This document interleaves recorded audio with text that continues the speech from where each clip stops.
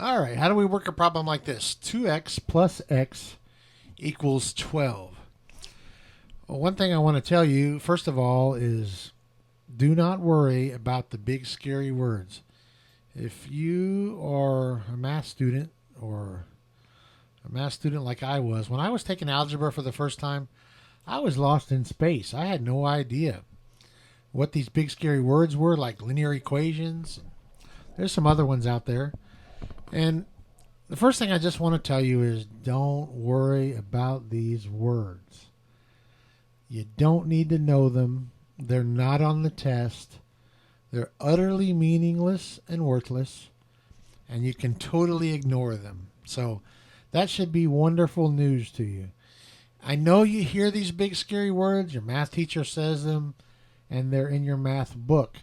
But what you don't have is someone like me telling you, don't worry about these words. They don't matter. Really, really, really. They're not on the test. I know you can't believe this, but you're like, what? I've been hearing these words and they scare me. I don't know what's going on. Don't worry about the big scary words in algebra class. And just to kind of make fun of the whole idea of scary words, I've got a shark here and a dinosaur, and I call this shark the big word shark. Get it? No. Great white shark. Like great white shark, the great word shark. Roar. So he says these scary words and scares you. And then there's the Tyrannosaurus Rex. And he also says big scary words and tries to scare you. Roar. Anyway, folks, trust me when I tell you, you don't need to learn these words that are the titles of your chapters or the titles of the sections that you're working on. You can completely ignore them. The only use they have is as a label for correlating the section of your book with which videos will show you how to work the problems. But all you need to do is work these problems in math. And that's why we have Fluffy Piggy here. And Fluffy Piggy is very nice and kind and sweet. And Fluffy Piggy says all you have to really do is work the problems. And these are the little math problems. And luckily, the math problems are all very easy. They're just addition and subtraction and multiplication and division. And you've been doing that since second grade, so I know you can do it. So the first hump, looking down here at Mr. Camel, is to just ignore the big scary words. So you can see I'm making a mark over the first hump. And the second hump is just to work the problem. So I'm going to show you how to work this problem.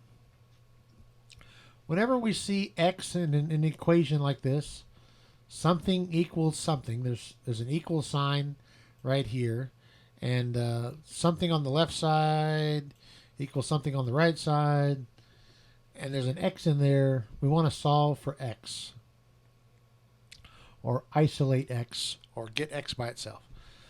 So let's do that. The first thing is let's try to simplify each side as much as possible. So on the left side, we have 2x plus x. What does that simplify to? 2 times something plus something. It's the same as 2x plus x or 2x plus 1x. You can imagine a little 1 right here.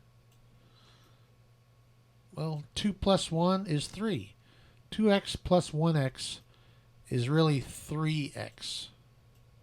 If you've got 2 of something plus 1 more of it, you've got 3 of them, right? So 2x plus 1x equals 3x. And on the right side, we have a 12. I'm just writing that again. So now the equation is much simpler. And now we just want to get rid of the 3 on the left side. So I can do anything, or we can do anything we want to both sides of an equation as long as we do the same thing to both sides of the equation. Can add something, subtract something, multiply something, divide something. So what I'm going to do here is I'm going to divide both sides by a number, and that number is 3. I'm going to divide both sides of this equation by 3. And you might say, well, why did you choose that? You could have done anything. Well, this 3 term here, 3 divided by 3, simplifies to 1. So 3 divided by 3 is the same as 1. times x equals whatever's on the right side of the equation, which was 12 divided by 3. So that's a 4. So 1x equals 4. That's the same as saying x equals 4. And that is our solution. And we could just stop right there. And that's all you really need to do in math class. But if you want to make sure you didn't make a mistake, if you're the type of person that sometimes makes mistakes, and most of us are, then we want to plug this number back into our original equation and check it and make sure that it holds true. Okay, make sure it works. So if the equation holds true, then we know we didn't make a mistake. So it's just a way of verifying we did it properly. That's not a very sharp arrow, is it? Okay. So I'm going to rewrite our original equation and plug in our solution for x and see if it holds true. So our original equation is 2x plus x equals 12. That's just me rewriting the original problem, okay? And now I'm going to plug in our solution of x equals 4 and see if this equation holds true.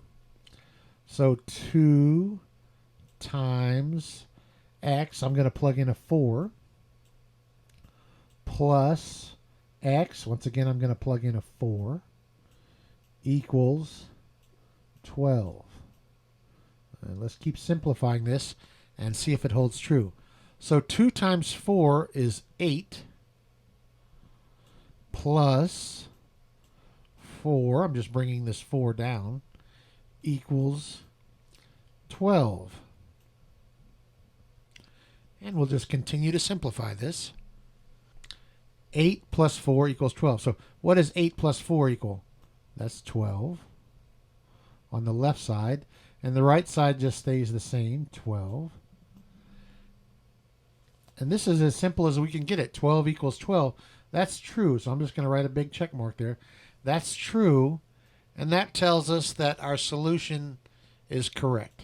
So we didn't make any mistakes.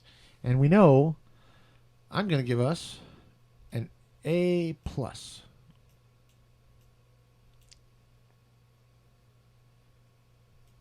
Thumbs up and subscribe. For more videos like this, check out algebravideos.com.